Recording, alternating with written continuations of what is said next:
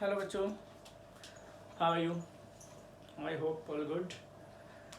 आज कह सकते हैं हमारा एक्सट्रैक्शन का लास्ट लेक्चर है। छोटी सी यूनिट, मैंने आपको पहले दिन ही बताया था कि छोटी सी यूनिट है, ज़्यादा कुछ ऐसा लंबा चौड़ा हिसाब किताब है नहीं।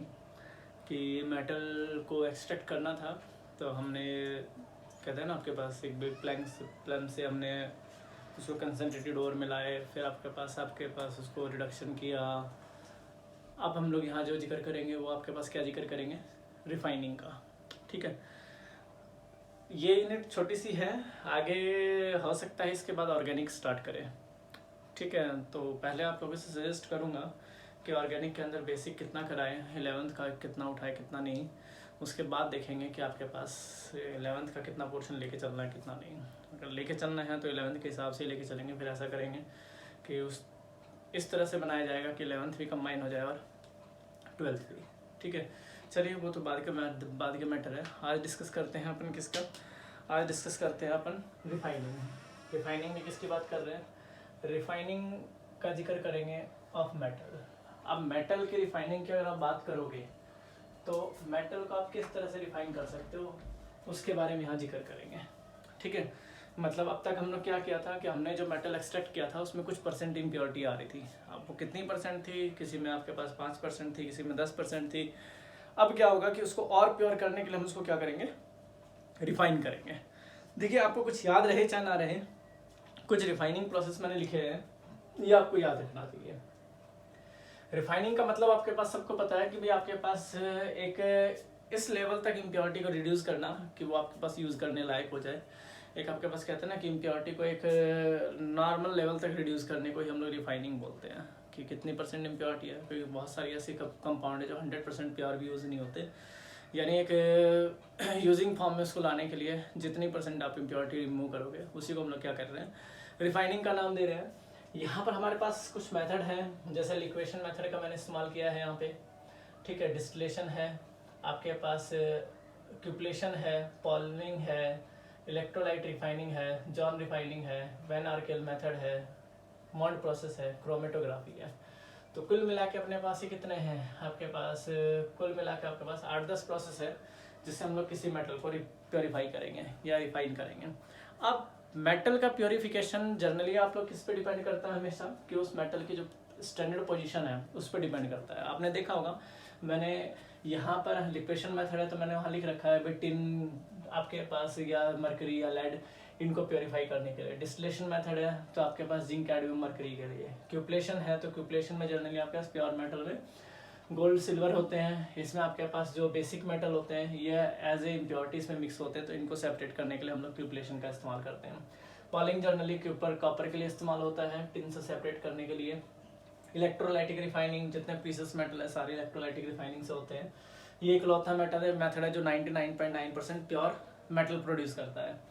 फिर जॉन रिफाइनिंग जर्मेनियम, गैलियम के लिए, van Arkel method zirconium, titanium के लिए, मॉन्ड प्रोसेस निकल के लिए, क्रोमेटोग्राफी लेंथेनाइड्स के लिए। तो एक बात तो ये याद रखना, ये मैंने इसलिए लिखे हैं क्योंकि जनरली जो AIPMT का पेपर होता है ना या JEE मेंस का, वहां पर आपके पास एक क्वेश्चन जरूर आता है इनसे क्या नहीं, किस मेथड को किसके लिए यूज किया जाता है, किस मेथड को कौन से मेटल को प्योरीफाई करने के लिए इस्तेमाल होता है। तो एक तो ये जरूर याद रखना है आपको, मेथड याद रहे चाहे ना रहे, डजंट मीन, उससे कोई फर्क नहीं पड़ता। मैं अभी आपको बता दूंगा CBSE में कौन से यूज होता है और PMT में कौन से आते हैं।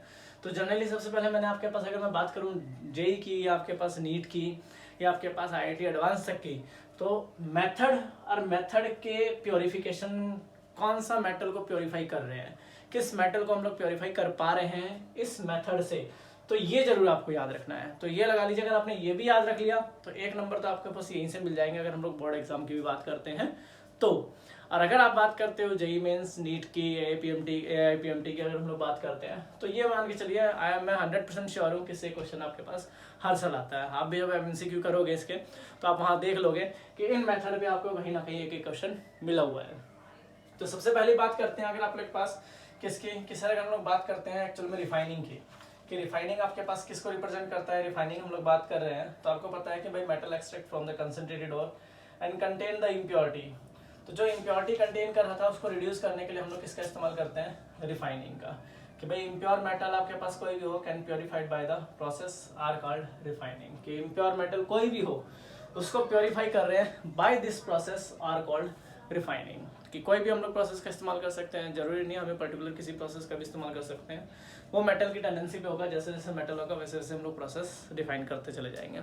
तो अभी यहाँ जिक्र करते हैं सबसे पहला मेथड क्या, लिक्वेशन मेथड क्या है। तो देखिए लिक्वेशन मेथड जनरली आप लोग ना सबसे पहले पढ़ के आ चुके हो। लिक्वेशन मेथड में आपके पास कुछ ज़्यादा नहीं है, इसके अंदर आपके पास जो इम्प्योर मेटल है और प्योर मेटल है। प्योर मेटल का जो मेल्टिंग पॉइंट होता है वो इम्प्योर मेटल से क्या होता है, कम होता है। एक आपके पास वेलफाइड टेबल होती है इस तरह से, यहाँ पर अगर मैं दिखाऊं ऐसे होती है, एक चैम्बर होता है इस तरह से, यहाँ पर हीट होती है, ठीक है, यहाँ से आप लोग हीट दिखाते हो इस पे, और यहाँ मिक्सचर होता है इम्प्योर मेटल और प्योर मेटल का। क्लियर है, ठीक है, इम्प्योर मेटल या आपके पास कह सकते हैं इम्प्योरिटी और प्योर मेटल का। तो यहाँ पर जो आपके पास मेटल है ना, प्योर मेटल, उसका जो मेल्टिंग पॉइंट है वो जनरली कम होता है एज कम्पेयर टू इम्प्योरिटी। तो जैसे ही आपको पता है कि भाई हम लोग इसको हीट करेंगे तो क्या होगा, हीट करेंगे तो मेटल जल्दी से मेल्ट हो जाएगा, और जल्दी से मेल्ट हो जाएगा तो क्या होगा, वो सेपरेट हो जाएगा आपके पास इम्प्योरिटी से। बात समझ में आ गई। General method, this is liquation method.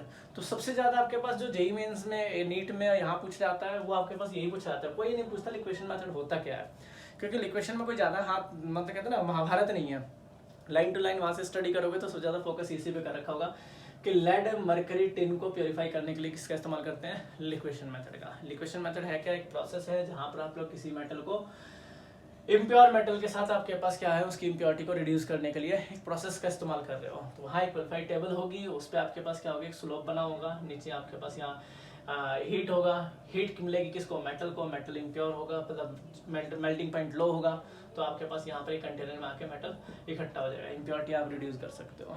ठीक है, तो ये हमारे पास जनरली होगा, इस पर शॉर्ट नोट आते हैं, पूछेगा लिक्वेशन मेथड क्या है, टेबल डायग्राम बनाना है, शॉर्ट नोट लिखना है, और यूजेस। मैं ज़्यादातर आपके पास यूजेस पे फोकस कर रहा हूँ बार बार, क्योंकि यूज ही हमारे पास पूछे जाते हैं, क्योंकि मेथड पूछने के लिए पीछे बहुत सारे मेथड थे जो उनसे पूछ सकता था, पर यूज पूछने के लिए हमारे पास, देखो मैं इन पे ज़्यादा जोर दे रहा हूँ क्योंकि बुक्स इन पे ज़्यादा जोर देती नहीं है, छोड़ देती है इनको, और वो इसलिए कहते हैं, और जो पूछा जाता है वो लोग ज़्यादा जोर देते हैं इस पे, नीचे वाले प्रोसेस पे, आप पूछते हैं इनको हमेशा। तो मैं आपको पहले बार डिस्कस कर रहा हूँ कि आप लिक्वेशन मेथड को अच्छे से दिमाग में बैठा के चलेंगे ताकि आपके पास दिक्कत ना हो इन चीज़ों के लिए। ठीक है, नेक्स्ट अगर आपके पास लेके चलते हो तो हमारे पास एक मेथड दे रखा है, क्या, डिस्टिलेशन मेथड क्या होता है, क्या बोल रहा हूँ, डिस्टिलेशन। तो डिस्टिलेशन मेथड आप लोग जानते हो कि अगर हम लोग बात करें डिस्टिलेशन मेथड की, तो डिस्टिलेशन मेथड आप कह सकते हो कि sir metal with low boiling point and which are easily volatile, कि आपके पास जो मेटल होगा उसका बॉइलिंग पॉइंट क्या होगा, लो बॉइलिंग पॉइंट का होगा। डिस्टिलेशन मेथड में क्या करें, जो भी मेटल होगा, अगर हम लोग बीकर की बात करते हैं, यहाँ पे कंटेनर में ले रहे हैं, जो भी मेटल यहाँ पे प्रेजेंट है उसका बॉइलिंग पॉइंट क्या है, लो है। क्या कह रहा हूँ, बॉइलिंग पॉइंट क्या है उसका, लो बॉइलिंग पॉइंट है। अब लो बॉइलिंग पॉइंट होगा, उसको हीट मिलेगी, तो आपको पता है कि हीट मिलेगी तो जल्दी से वोलेटाइल हो जाएगा, जल्दी से वोलेटाइल होगा तो सेपरेट कर सकते हैं, दैट इज डिस्टिलेशन मेथड। तो किसको डिस्टिल करने के लिए, तो जिंक, कैडमियम, मरकरी को डिस्टिल करने के लिए हम लोग किसका इस्तेमाल करते हैं, डिस्टिलेशन मेथड से। बहुत पुराना मेथड है, डिस्टिल वाटर, डिस्टिलेशन, ये सब आप सुनते आए हैं, बचपन से ही सुनते आए हैं। तो डिस्टिलेशन मेथड को किसके लिए यूज कर रहे हैं, तो purification of zinc, cadmium, mercury के लिए। तो ये बात आप ध्यान रखोगे कि डिस्टिलेशन मेथड है क्या। देखिए क्यूपलेशन मेथड की अगर बात करते हैं तो क्यूपलेशन मेथड क्या होता है, जो प्रीशियस मेटल होते हैं ना, जैसे कॉपर, सिल्वर, गोल्ड, इनके साथ इम्प्योरिटी के तौर पे प्रेजेंट कौन से होते हैं, तो ये आपके पास लेड हो गया, जिंक हो गया, आर्सेनिक हो गया, एंटीमनी हो गया, बिस्मथ हो गया, ये आपके पास एज ए इम्प्योरिटी यहाँ पर प्रेजेंट होते हैं। तो हम लोग यहाँ पर क्या करते हैं, क्यूपलेशन मेथड का इस्तेमाल करते हैं, जो आपके पास क्या करता है, इनको सेपरेट करने के लिए यहाँ पर यूज किया जाता है, किसका, क्यूपलेशन मेथड का। इसमें भी जनरली हम लोग क्या करते हैं कि आपके पास हाई टेम्परेचर पे इसको हीट करते हैं, हाई टेम्परेचर पे हीट करते हैं, जो इम्प्योरिटी है वो जल्दी आपके पास रिमूव हो जाती है as compare to metal, that is cupellation method. फिर हम लोग यहाँ लेके चलते हैं, सर क्यूपलेशन यूज ही क्यों कर रहे हैं, तो आप देख रहे हैं कि सिल्वर और गोल्ड, इनको डिस्टिंग्विश करने के लिए जनरली इसका इस्तेमाल किया जाता है। वही मेल्टिंग पॉइंट का आपके पास कॉम्बिनेशन रहता है, ज़्यादातर तो लोग बताते नहीं है इसके बारे में, क्योंकि इसके बारे में कहीं पर दे नहीं रखा, तो जनरली पूछ लेता है सर क्यूपलेशन मेथड। तो एड योर नॉलेज में आपको पता होना चाहिए, क्यूपलेशन भी हमने पढ़ा हुआ है। तो हम लोग एक बेसिक मेटल मानते हैं इनको, जैसे ये बेसिक आपके पास ये मेटल हो गई है, ये आपके प्रेशियस मेटल हो गए, इन दोनों को सेपरेट करने के लिए आप लोग जिस मेथड का इस्तेमाल कर रहे हो दैट इज क्यूपलेशन। इसमें भी सेम आपके पास वही होता है, एक बीकर होता है, उसके अंदर आपके पास दोनों का कॉम्बिनेशन होता है, हाई टेम्परेचर रोल प्ले करता है, हाई टेम्परेचर रोल प्ले करता है तो इम्प्योरिटी वोलेटाइल इन नेचर, आपके पास जो प्योर एल्यूमिना है या प्योर कॉपर, सिल्वर, गोल्ड है, वो आपके पास इजीली सेपरेट हो जाता है बाय क्यूपलेशन। फिर आप आगे चलते हो तो देखिए आपके पास क्या आता है, ये इजी मेथड है ये, इसमें आपके पास कोई ज़्यादा महाभारत नहीं है। फिर इन्होंने दे रखा है पॉलिंग। पॉलिंग में बहुत पूछा आता है भाई आपके पास। पॉलिंग जनरली देखिए कुछ मेथड पर्टिकुलर मेटल के लिए ही है। पॉलिंग जैसे आपके पास किसके लिए, कॉपर के लिए। इसको टिन को कॉपर से, टिन यहाँ एज ए इम्प्योरिटी होती है, ध्यान रखना। टिन को कॉपर से अलग करने के लिए लोग किसका इस्तेमाल करते हैं आपके पास, पॉलिंग का। पॉलिंग की अगर बात करोगे तो पॉलिंग में आपके पास जनरली है क्या, कहता है कि आपके पास अगर हम लोग इसकी बात करते हैं तो यहाँ पर अगर आप लोग बात करो तो यहाँ पर जो इम्प्योरिटी है ना आपके पास किसकी, कहता है कॉपर की। जो आपके पास प्योरिफिकेशन हम लोग बात करेंगे कॉपर की, जो इम्प्योरिटी है वो आपके पास किस में होगा, ऑक्साइड्स की प्रेजेंस में होगा। किस में होगा आपके पास, ऑक्साइड्स की प्रेजेंस में होगा। तो आप यहाँ पर कह सकते हो कि सर अगर आप लोग यहाँ पर यूज कर रहे हो तो अगर हम लोग पॉलिंग की बात कर रहे हैं तो इम्प्योरिटी यहाँ पर किसकी प्रेजेंस में होता है आपके पास, जैसे टिन की प्रेजेंस में होता है वो भी ऑक्साइड में। जो भी इम्प्योरिटी होगी वो टिन ऑक्साइड्स की प्रेजेंस में होगी, ध्यान रखना, ऑक्साइड की प्रेजेंस में। तो इसको अलग करने के लिए हम लोग किसका मेथड का इस्तेमाल करेंगे, पॉलिंग। तो यहाँ करते क्या है, यहाँ ज़्यादा कुछ नहीं करते आपके पास। यहाँ पर आपके पास अगर यूज़ करते हो तो जो इम्प्योर मेटल होगा उसको हीट करेंगे और वो क्या बन जाएगा आपके पास, मोल्टन मेटल में। और फिर उसके अंदर green logs of would, and when the green logs of would and come into contact with the molten metal and hydrocarbon is release. आपके पास एक आता है, आपके पास एक ग्रीन लॉग्स ऑफ वुड होता है। जैसे आप लोग इसको हीट करोगे तो मोल्टन मेटल में चेंज हो जाएगा। उसके अंदर हम लोग क्या करेंगे, एक ग्रीन आपके पास लॉग्स ऑफ वुड की बात करेंगे, छोटा सा ग्रीन लकड़ी टाइप का टुकड़ा होता है, उसको उसमें डालेंगे। जैसे उसमें डालोगे तो वहाँ से क्या होगा, हाइड्रोकार्बन गैस रिड्यूस होगी। हाइड्रोकार्बन गैस रिड्यूस होगी तो जो टिन ऑक्साइड भी है वो भी आपके पास क्या होगा, उन गैसेस के साथ रिमूव हो जाएगा और मुझे यहाँ पर क्या मिलेगा आपके पास, प्योर कॉपर मिल जाएगा। बात समझ में आ गई, that means is polling method. इनके सब के अगर आप डायग्राम देखना चाहते हो तो आपको बुक में तो इतना डायग्राम मिलेंगे नहीं, इसके हायर क्लासेस में इसके पास ज़्यादा दे रखे हैं। हम लोग फिलहाल इतना याद रखेंगे पॉलिंग होता क्या है एक्चुअल में और किसके लिए यूज हुआ है। आगे देखिए इलेक्ट्रोलाइटिक रिफाइनिंग, ये सब आप लोग पढ़ के आ चुके हो कि हमारे पास एक बीकर था। इस बीकर के अंदर बात करें तो दो इलेक्ट्रोड थे, एक का नाम कैथोड दे रहे थे, एक का नाम एनोड दे रहे थे। यहाँ पर चार्ज प्लेट लगा के हम लोग इसको आपके पास क्या करते थे, सेपरेट करते थे। तो सब जानते हैं इलेक्ट्रोलाइटिक मेथड, इलेक्ट्रोकेमिस्ट्री में पढ़ के आए थे। तो प्रीसियस मेटल को प्योरीफाई करने के लिए आप लोग किसका इस्तेमाल करते हो, आप लोग इलेक्ट्रोलाइटिक मेटल का, कॉपर सिल्वर गोल्ड। ये एक लौता मेथड है जो 99.9% प्योर मेटल आपके पास प्रोड्यूस करता है। क्या बोल रहा हूँ, 99.9% प्योर मेटल, एक लौता मेटल है जिसको हम लोग बोलते हैं इलेक्ट्रोलाइटिक रिफाइनिंग। वही कैथोड एनोड वाला सिस्टम है सारा, जो हम लोग इलेक्ट्रोलाइसिस प्रोसेस में पढ़ के आए थे। एनोड मड कैथोड आपके पास सारा वही वाला प्रोसेस है। तो यहाँ पर सिर्फ इतना याद रखना है, प्रीसियस मेटल कौन से, कॉपर सिल्वर गोल्ड को प्योरीफाई करने के लिए आप लोग किसका इस्तेमाल कर रहे हो, इलेक्ट्रोलाइटिक रिफाइनिंग का। बस इतना याद रखना है कि एक लौता मेथड इन सब में से जो 99.9% आपके पास क्या देता है, प्योर आपके पास मेटल प्रोवाइड करता है। अब देखिए, अब जो हम लोग जिक्र करने वाले हैं ना, ये हमारे पास है सीबीएसई के लिहाज से तीनों क्वेश्चन इंपॉर्टेंट। कौन सा, सबसे पहला आता है जॉन रिफाइनिंग। क्या कह रहा है, जॉन रिफाइनिंग, क्या बात कर रहा हूँ आपके पास, जॉन रिफाइनिंग। देखिए क्या होता है, हम लोग यहाँ जिक्र करते हैं जॉन रिफाइनिंग। इस पर शॉर्ट नोट बहुत आते हैं हमारे कि सर अगर आप जॉन रिफाइनिंग की बात करते हो तो जॉन रिफाइनिंग होता क्या है। तो सबसे पहले अगर बात करें तो इसकी प्रिंसिपल की बात कर लेते हैं। इसका प्रिंसिपल क्या कहता है, जॉन रिफाइनिंग की अगर बात करते हो तो आपके पास पता होना चाहिए कि हम लोग जॉन रिफाइनिंग को जनरली फ्रैक्शनल क्रिस्टलाइजेशन मेथड भी यूज करते हैं। क्या बोल रहा हूँ, फ्रैक्शनल क्रिस्टलाइजेशन मेथड। इसका प्रिंसिपल ये कहता है कि जो भी आपके पास इम्प्योर मेटल होगा, अगर वो मेल्ट होता है and allowed to solidified the impurity to move from the solid and into the molten region. यानी हम लोग यहाँ पर क्या करते हैं, जो इम्प्योरिटी है ना वो आपके पास डिसॉल्व होती है किसी भी सॉल्यूशन के अंदर। और अगर हम लोग बात करें, देखिए इसको मैं समझा देता हूँ आपको, थोड़ा सा इजी रहेगा। ये इस तरह का एक जार होता है, बार होता है, ठीक है। यहाँ पर आपके पास क्या होता है, इम्प्योर मेटल, और यहाँ पर आपके पास प्योर मेटल होता है। यहाँ मोल्टन गैसेस होती हैं। ये इस तरह का जार होता है, ठीक है। यहाँ पर आपके पास सर्कुलर हीटर लगे रहते हैं। क्या लगे रहते हैं, सर्कुलर हीटर, ठीक है। क्या लग रहे हैं, सर्कुलर हीटर लगे हुए हैं। अब यहाँ पर क्या होता है कि यहाँ पर आपके पास एक लिक्विड फॉर्म में क्या होते हैं, गैसेस, और आपके पास इम्प्योरिटी प्रेजेंट होती है। क्या प्रेजेंट होती है, इम्प्योरिटी, ठीक है।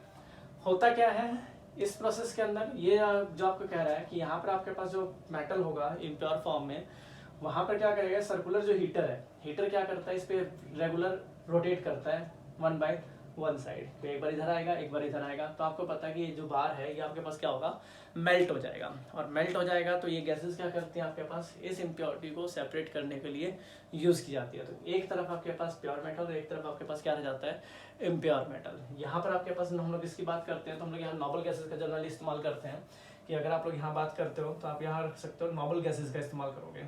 किसका इस्तेमाल करोगे, नोबल गैसेस का। तो यहाँ पर जो आपके पास प्रेजेंट होते हैं वो क्या रहते हैं आपके पास, नोबल गैसेस होते हैं।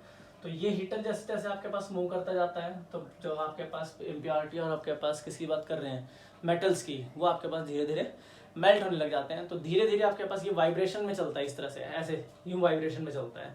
जैसे जैसे वाइब्रेट होगा तो आपने देखा होगा कि जो छलनी है, अगर हम लोग इस तरह से वाइब्रेट करते हैं तो आपके पास लाइट पार्टिकल जो है, जो आपके पास मोटे पार्टिकल है वो तो ऊपर आ जाते हैं, और जो आपके पास जो स्मॉल पार्टिकल है, आपके पास जो हैवी पार्टिकल है वो नीचे चले जाते हैं। तो वाइब्रेशन इस तरह से होती है। तो यहाँ भी कुछ इसी तरह का वाइब्रेशन होता है, जो जहाँ जो रोल प्ले करती है वो गैस रोल प्ले करती है, जो इम्प्योर मेटल को अलग कर देती है और प्योर मेटल को अलग कर देती है। तो इसलिए प्रिंसिपल में कहा गया कि आपके पास मोल्टन इम्प्योरिटीज की बात की गई है। बात समझ में आ गई, दैट इज कॉल्ड आपके पास क्या होगा, जॉन रिफाइनिंग। तो इस पर शॉर्ट नोट आता है। तो सबसे पहले तो क्या लिखोगे, यहाँ से आप लोग बनाओगे, यहाँ पर प्रिंसिपल लिखोगे कि सर इसका प्रिंसिपल क्या है, लिख दिया। प्रिंसिपल लिखने के बाद आप डायग्राम बनाओगे, और डायग्राम लिखने के बाद आप इसको क्या लिखोगे, वर्किंग यहाँ डिफाइन करते हो कि वर्किंग आपके पास क्या होगी। ठीक है, तो वर्किंग जैसा मैंने आपको बताया कि भाई आपके पास एक हम लोग क्या क्या कंटेन कर रहे हैं, आप लोग बुक से भी टैली कर सकते हो और नोट से भी टैली कर सकते हो कि सर वर्किंग में यहाँ पर एक्चुअल में हम लोग क्या क्या रिप्रेजेंट करें। तो वर्किंग में ज़्यादा कुछ नहीं करना आपको।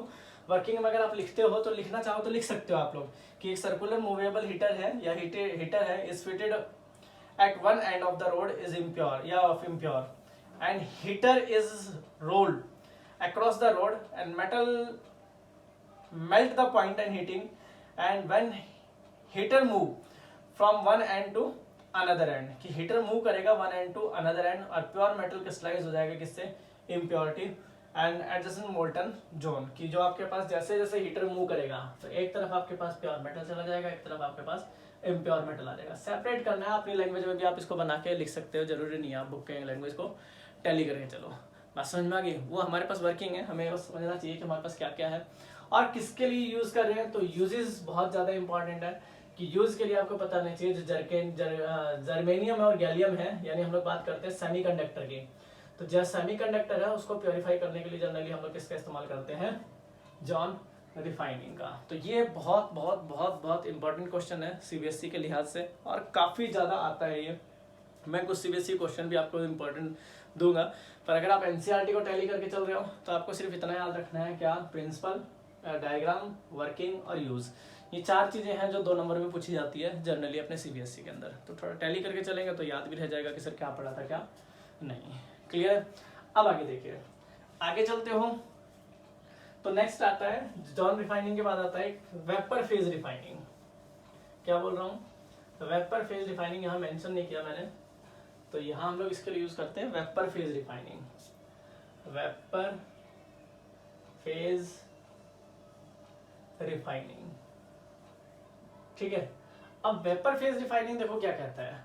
तो वेपर फेज रिफाइनिंग में हमने 2 डिस्कस किए हैं, ये दोनों है, ये आपके पास वेपर फेज रिफाइनिंग के कंसेप्ट है जिसमें आपने वैन आर्केल मेथड और मॉन्ड प्रोसेस का इस्तेमाल किया है। तो यहाँ क्या होता है, हमारे पास जो इम्प्योर मेटल है ना, हम लोग उसको पहले क्या करते हैं, आपके पास किसी भी रिड्यूसिंग एजेंट से, एक बैटरी रिड्यूसिंग एजेंट से हाई टेम्परेचर लो टेम्परेचर पे उसके साथ एक कॉम्प्लेक्स क्रिएट करते हैं। फिर उस कॉम्प्लेक्स को हाई टेम्परेचर पे हीट करते हैं, जिससे आपके पास क्या होता है, एक वोलेटाइल ऑक्साइड में कन्वर्ट हो जाता है, जिसमें हम लोग जिसका सारा मतलब वेपर फेज रिफाइनिंग। और वहाँ से हम लोग किसको कंसिस्ट करते हैं या आपके पास एक्सट्रैक्ट करते हैं, प्योर मेटल को। तो आपके पास अगर पूछा जाएगा तो पहले यही पूछा जाएगा, सर वेपर फेज रिफाइनिंग क्या होता है। तो सबसे पहले तो आप यही बताओगे कि सर वेपर फेज रिफाइनिंग है क्या। तो अगर हम लोग बात करें वेपर फेज रिफाइनिंग, तो आप कह सकते हैं the impure metal is treated with the suitable reagent and moderate temperature and metal show convert into volatile compound are collected. तो वोलेटाइल कंपाउंड जो भी आपके पास कलेक्ट होगा उसी को हम लोग नाम देते हैं किसका, एक वेपर फेज रिफाइनिंग का। तो जिसमें सबसे पहले इन्होंने यूज किया मॉन्ड प्रोसेस, कि मॉन्ड प्रोसेस क्या होता है। तो हमारे पास इम्प्योर जिंक था, क्या था, इम्प्योर जिंक। हमने इसको कार्बन मोनोऑक्साइड के साथ हीट किया लो टेम्परेचर पे, करीब 450 केल्विन पे। तो इसने आपके पास एक कॉम्प्लेक्स बना दिया टेट्रा कार्बोनिल निकल, बना दिया। ये एक रिएक्शन होगी 450 केल्विन पे आप कह सकते हो। टेम्परेचर आपके पास कोई ज़्यादा नहीं है, वेरी करे तो वेरी कर लेना आपके पास, नहीं तो अंदाजन मेरे ख्याल से 330 से 350 होता है, नीचे आपके पास 450। लो टेम्परेचर पे करेंगे तो 330 से 350 पे लेके चलोगे। फिर इसी इम्प्योर कॉम्प्लेक्स को आप क्या करते हो, फर्दर हीट करते हो 450 केल्विन टेम्परेचर पे, और ये क्या बना देता है, निकल प्लस में कार्बन मोनोऑक्साइड। तो ये जो होगा ये यहाँ पर आपके पास क्या होगा, प्योर निकल होगा, ये यहाँ पर इम्प्योर निकल है, that is called mould process. तो वेपर फेज रिफाइनिंग भी यही कह रहा है कि जो आप इम्प्योर मेटल लेके चलते हो उसको हम लोग एक पर्टिकुलर रिएजेंट के तौर पे हीट करते हैं और एक क्या बना देते हैं, वोलेटाइल कॉम्प्लेक्स बना देते हैं, जिनको फर्दर हीट करने पे हमारे पास क्या मिल जाता है, दिस इज वोलेटाइल कॉम्प्लेक्स, और क्या मिल जाता है, प्योर निकल मिल जाएगा। बस समझ में आ गई। इसी को हम लोग नाम देते हैं किसका, सबसे ज़्यादा पूछे जाने वाला CBSE का क्वेश्चन, सबसे ज़्यादा zone refining, vapour phase refining, excess में आने वाला क्वेश्चन है आपके पास। तो जो लाइन टू लाइन लैंग्वेज बनती है वो आप अपनी तरफ से लैंग्वेज लिखोगे, रिएक्शन आपको पर्टिकुलर वे में लिख के आनी है, रिएक्शन आपको छोड़नी नहीं है, और जितना अच्छे से रिएक्शन लिखोगे उतना हमारे लिए बेनिफिट होगा इस चीज़ को समझने के लिए, ठीक है। सिमिलरली अगर आप ऐसे ही केस में हम लोग क्या करते हैं, इसको हटाइए और मॉन्ड प्रोसेस की जगह हम लोग किसका लिखते हैं, वैन आर्केल मेथड की बात करते हैं। किसकी बात करते हैं, वैन आर्केल मेथड। कि अगर आप सर किसकी बात कर रहे हो, वैन आर्केल मेथड की, तो वैन आर्केल मेथड हम लोग किसका इस्तेमाल करते हैं, टिन, और टिन को किसके साथ रिएक्ट करते हैं, आयोडीन के साथ, तो टिन टेट्रा आयोडाइड बनाएगा ये, ठीक है, टिन टेट्रा आयोडाइड। यहाँ का जो टेम्परेचर होता है जर्कोनियम के लिए वो आपके पास कुछ होता है, आपके पास 870 केल्विन के आसपास, कितना होता है 800। यहाँ टेम्परेचर मेंशन करना जरूरी है, ध्यान रखना, नहीं तो फिर कुछ चीज़ें याद नहीं रहती। फिर आप आगे चलते हो तो इसी को हम लोग फर्दर रिएक्ट करते हैं किसके साथ, आपके पास हीट करते हो कितने 2075 केल्विन पे, क्या दे देगा, टाइटेनियम प्लस में आपके पास आयोडीन बाहर निकाल देगा। समझ में आ गया, ठीक है। तो वही आपके पास लो टेम्परेचर पे एक पर्टिकुलर ऑक्साइड कॉम्प्लेक्स बनेगा, फिर इधर उसको हाई टेम्परेचर पे हीट करेंगे तो क्या होगा, वही आयोडीन बाहर और टाइटेनियम मिल जाएगा। तो जर्कोनियम की अगर बात करो ZR, इसको भी हम लोग किससे करते हैं, आयोडीन से करते हैं। सिमिलर आप यूज कर सकते हो, सर जर्कोनियम को आयोडीन के साथ करेंगे तो आपके पास क्या बनेगा, तो ये जनरली आपके पास किसके साथ हो रहा है, तो अगर मैं इसको यूज करता हूँ तो ये 573 केल्विन पे हीट करेंगे, जर्कोनियम आयोडाइड, ये टेट्रा आयोडाइड बनेगा, पर फर्दर हीट करेंगे कितना, मान लीजिए 1700 केल्विन पे, तो जर्कोनियम और प्लस में आयोडीन निकाल देगा। Similar reaction. तो हमें रिएक्शन पे ना जाके हमें ये पता होना चाहिए कि वैन आर्केल मेथड क्या कहता है, मॉन्ड प्रोसेस क्या कहता है। रिएक्शंस जितनी ज़्यादा याद रहेंगी, टेम्परेचर जितना अच्छे से याद रहेगा, फायदा उतना ज़्यादा होगा, क्योंकि देखिए छोटी सी यूनिट है, ज़्यादा बड़ी यूनिट है नहीं, आप जितना अच्छे से समझ के चलोगे उतना हमारे लिए बेटर रहेगा। बस समझ में आ गई, क्योंकि क्वेश्चंस में कुछ नहीं है, क्वेश्चंस में ढंग से करके चलते हैं ना तो इजीली हमें समझ में आता है कि इनमें कुछ नहीं है, आप इजीली इस चीज़ को सॉल्व कर सकते हो, और इजी भी रहता है हमारे लिए कि सर अगर सॉल्व करना चाहे तो इसको कैसे सॉल्व करें। तो अगर हम लोग बात करें तो हम लोग मॉन्ड प्रोसेस के बारे में पढ़ के आ चुके हैं, तो ये थोड़ा सा ना एक्सपेंसिव पड़ता है, जो ये वाला मेथड है ना वैन आर्केल मेथड, ये थोड़ा सा एक्सपेंसिव पड़ता है हमारे को, थोड़ा महंगा होता है, बाकी यूज़ हम लोग इसको करते हैं प्रॉपर वे में। तो पहली बात मैंने आपको क्या डिस्कस किया, liquation method, distillation method, cupellation, poling, electrolytic refining, zone refining, van Arkel method, Mond process, ठीक है। तो मैंने आपसे क्या कहा है, सबसे ज़्यादा जरूरी क्या है, प्रोसेस क्या है क्या नहीं, हमें उससे कोई मतलब नहीं है, हम वो आगे भी जाके स्टडी कर सकते हैं, पढ़ सकते हैं, या हमारे पास अभी टाइम है तो हम लोग उसको टैली कर सकते हैं। हालांकि इतना मैंने बता दिया कि प्रोसेस में क्या क्या हो रहा है, ठीक है। यही वर्किंग हमारा, आप आगे जाके भी कहीं पढ़ते हो तो वर्किंग में यही मिलेगा, बस उसको थोड़ा सा और वाइड कर देंगे, बाकी चीज़ें यही होती है और कुछ नहीं होता। वहाँ पर जैसे ऑपरेटर्स का यूज़ कर लेंगे, हर चीज़ों के बारे में स्टेप बाय स्टेप बताने लग जाएंगे, बस फर्क ये मिलेगा आपके पास। तो यहाँ लिक्वेशन मेथड है, तो लिक्वेशन किसके लिए, टिन, मरकरी, लेड के लिए यूज़ कर रहे हैं, तो जनरली आपके पास किताब में ऐसे दे रखा हुआ टिन और लेड के लिए यूज़ कर रहे हैं। डिस्टिलेशन है तो जिंक, कैडमियम, मरकरी के लिए। क्यूपलेशन है तो आपको पता होना चाहिए वह आपके पास कॉपर गोल्ड के लिए है। पॉलिंग है तो आपके पास कॉपर को अलग करने के लिए। इलेक्ट्रोलाइट मेथड है, इलेक्ट्रोलाइटिक रिफाइनिंग है तो प्रीशियस मेटल है, गोल्ड आपके पास को या कॉपर को, सिल्वर को, इनको डिस्टिंग्विश करने के लिए यूज़ करेंगे। जॉन रिफाइनिंग है तो आपको पता है जर्मेनियम और गैलियम के लिए। वैन आर्केल मेथड है तो जर्कोनियम और टाइटेनियम के लिए। मॉन्ड प्रोसेस है तो निकल के लिए। अब लास्ट हमारे पास आता है क्रोमेटोग्राफी, ठीक है। तो क्रोमेटोग्राफी बायो में भी यूज़ करते हैं, पेपर क्रोमेटोग्राफी हम लोग जनरली यूज़ करते हैं लैब में। आप भी हम लोग अभी लैब में जब कभी मिलेंगे तो हम लोग ये एक्सपेरिमेंट करेंगे क्रोमेटोग्राफी का। बड़ा अच्छा एक्सपेरिमेंट है, इजी एक्सपेरिमेंट है, बायो में भी आता है आपके पास। तो जनरली क्रोमो का मतलब क्या होता है आपके पास कलर, और ग्राफी का मतलब होता है राइटिंग। यहाँ हम लोग एब्जॉर्प्शन पार्टिकल को क्या करते हैं, एक आपके पास फिक्स लेयर होती है, एक मोबाइल लेयर होती है, डिफ्यूज लेयर जिसको हम लोग बोलते हैं। तो फिक्स लेयर तो यहाँ सॉलिड होगी, मोबाइल लेयर यहाँ लिक्विड होगी। यहाँ एक पर्टिकुलर एब्जॉर्बेंट पार्टिकल होगा जो क्या करता है, कलर सेपरेशन मेथड के लिए हम लोग तौर पे यूज करते हैं। तो देखिए सबसे पहले अगर बात करते हैं क्रोमेटोग्राफी की, तो क्रोमेटोग्राफी जनरली लैंथेनाइड्स को प्योरीफाई करने के लिए यूज होता है। ये याद रखना, बहुत very very very very important terms है कि क्रोमेटोग्राफी मेथड जनरली लैंथेनाइड को ही डिस्टिंग्विश करने के लिए या प्योरीफाई करने के लिए इस्तेमाल होता है। कौन से मेथड होते हैं हमारे पास, तो 4 मेथड होते हैं। Column chromatography, paper chromatography, thin layer chromatography और गैस क्रोमेटोग्राफी। ये 4 है। हम लोग तो सिर्फ एक के बारे में डिस्कस करेंगे। कौन सा, आपके पास सिर्फ और सिर्फ कॉलम क्रोमेटोग्राफी की अगर हम लोग बात करते हैं तो हम लोग यहाँ जिक्र करेंगे कि आपके पास कॉलम क्रोमेटोग्राफी के बारे में, क्रोमेटोग्राफी, ठीक है। तो यहाँ इन्होंने जिक्र किया कि क्रोमा का मतलब क्या है, आपके पास कलर है, और अगर मैं ग्राफी की बात करूँ तो क्या कर रहा है, राइटिंग है। बात समझ में आ गई। कॉलम क्रोमेटोग्राफी, अगर क्रोमेटोग्राफी की बात कर रहे हो तो क्रोमेटोग्राफी आपके पास क्या होगा, एक selective adsorption of the component of mixture, selective adsorption of the component of the mixture. तो जो डिस्ट्रीब्यूशन होगा कंपोनेंट का वो आपके पास क्या होगा, कहता है मिक्सचर बिटवीन द 2 फेज, एक मूविंग होगा और एक स्टेशनरी होगा। अगर मैं इसी को बात करूं तो ये आपके पास 2 फेज में कंसिस्ट होगा, एक आपके पास मूविंग फेज होगा, एक आपके पास स्टेशनरी फेज होगा, यानी जिसको हम लोग फिक्स फेज बात करते हैं। अरे तो स्टेशनरी जो मूविंग फेज होगा वो लिक्विड में होता है, और जो स्टेशनरी फेज होता है वो आपके पास किस में होता है, सॉलिड में। तो जब लैब में आओगे तो उसको दिखाऊंगा, जैसे ब्यूरेट देखे ना अपने लैब में, ब्यूरेट जैसे एक अपरेटस होता है, उसके अंदर हम लोग आपके पास क्या करते हैं, लेयर तैयार करते हैं। तो उसको हम लोग 3 मेथड से इसको डिफाइन करते हैं। पहला मेथड होगा आपके पास, या पहला पॉइंट होगा यहाँ पर क्या, तो अगर हम लोग पहले पॉइंट की बात करते हैं तो प्रिपरेशन ऑफ एड्सॉर्बेंट, किसकी बात करते हैं, प्रिपरेशन ऑफ एड्सॉर्बेंट,